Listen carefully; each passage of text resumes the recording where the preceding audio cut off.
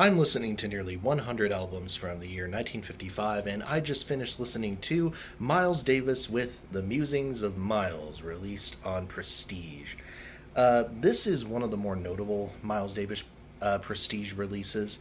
Definitely one of the more noticeable covers, a very striking cover, and perhaps you could make some sort of connection between this and this being Miles staring his future in the face, being willing to meet it head on, or whatever nonsense like that. But it's a cool cover. Uh, we're on the cusp of the first great Miles Davis quintet here. The seeds are being sown in the lineup as such. In this case, this is a quartet. And I don't think this record necessarily does a ton to stand out from the other Prestige releases from this era, but it's among the better ones, and I think you could very easily call it the best if we're being perfectly honest here. There's still some great performances I really like. I See Your Face Before Me. I think that is a really nice rendition.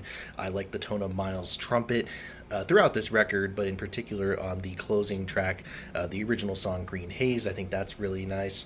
Of course, you have people like Red Garland is on here, Oscar Pettiford on the bass, the great, inimitable Philly Joe Jones, who gets a really great time to shine in the drum solo on the track A Night in Tunisia. Just a really sharp ensemble. Again, compositionally, there's not a lot that feels like is being pushed boundary wise or arrangement wise, but it's very strong players playing very fundamentally strong jazz music, and I do think, to this record's credit, it is more interesting, as I said, than the typical Prestige session, so take that for what you will.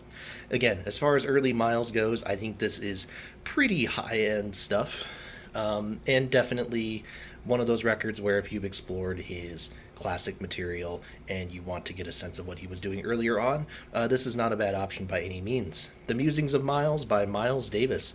Good early period Miles stuff, and I would say worth your time.